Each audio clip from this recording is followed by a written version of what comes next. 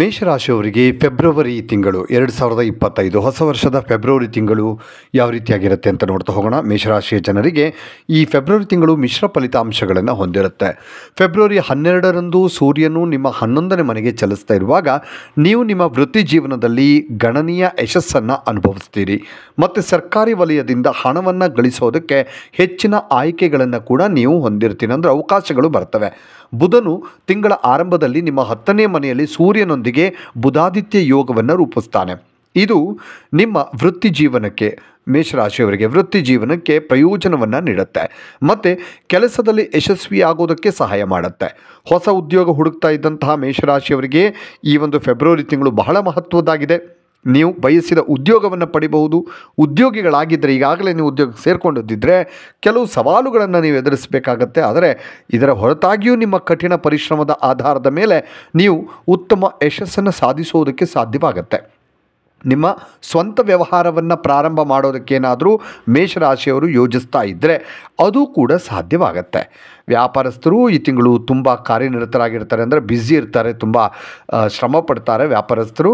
ಮತ್ತು 11ನೇ ಮನೆಯಿಂದ ಪ್ರಾರಂಭಿಸಿ ನಿಮ್ಮ 5ನೇ ಮನೆಯಲ್ಲಿ ದೃಷ್ಟಿ ನೆಡುವ ಶನಿಯು ನಿಮ್ಮ ಶಿಕ್ಷಣದಲ್ಲಿ, ಮೇಷರಾಶಿ ವಿದ್ಯಾರ್ಥಿಗಳಿಗೆ ಹೇಳ್ತಾ ಇರುವಂಥದ್ದು, ನಿಮ್ಮ ಶಿಕ್ಷಣದಲ್ಲಿ ಅಡೆತಡೆಗಳನ್ನು ಮಾಡುವಂಥ ಸಾಧ್ಯತೆಗಳಿದೆ.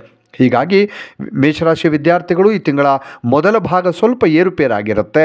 ಕುಟುಂಬದ ವಿಷಯದಲ್ಲಿ ನೋಡೋದಾದರೆ ಮೇಷರಾಶಿಯವರಿಗೆ ಈ ತಿಂಗಳು ಸಾಕಷ್ಟು ಸ್ಥಿರವಾಗಿರಬೇಕಾಗತ್ತೆ.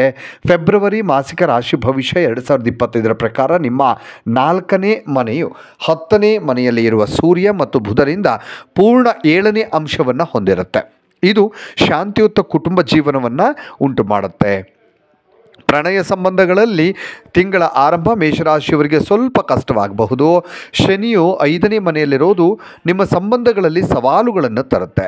ನಿಮ್ಮ ಪ್ರೀತಿ ನಿಜವಾಗಿದ್ದರೆ ಅದು ಅರಳುತ್ತೆ, ಇಲ್ಲದಿದ್ದರೆ ಸಮಸ್ಯೆಗಳು ಮತ್ತು ಭಿನ್ನಾಭಿಪ್ರಾಯಗಳು ಕೂಡ ಉಂಟಾಗುತ್ತೆ. 5ನೇ ಮನೆಯನ್ನು ಆಳುವಂತಹ ಸೂರ್ಯನು 10ನೇ ಮನೆಯಲ್ಲಿರೋದರಿಂದ ನಿಮ್ಮ ಮತ್ತು ಸಂಗಾತಿಯ ನಡುವೆ ತಾತ್ಕಾಲಿಕ ಅಂತರ ಬೆಳೆಯುವಂತಹ ಸಾಧ್ಯತೆ ಇದೆ. ಸ್ವಲ್ಪ ಮಿಸ್ಅಂಡರ್ಸ್ಟ್ಯಾಂಡಿಂಗ್ ಆಗುವಂಥ ಸಾಧ್ಯತೆ ಇರುತ್ತೆ. ವಿವಾಹಿತರಾಗಿದ್ದರೆ 7ನೇ ಮನೆಯ ಅಧಿಪತಿ ಶುಕ್ರನು ರಾಹುವಿನ ಜೊತೆಗೆ ಅದರ ಉತ್ಕೃಷ್ಟ ರಾಶಿಯಲ್ಲಿ ತಿಂಗಳ ಆರಂಭದಲ್ಲಿ 12ನೇ ಮನೆಯಲ್ಲಿರ್ತಾನೆ.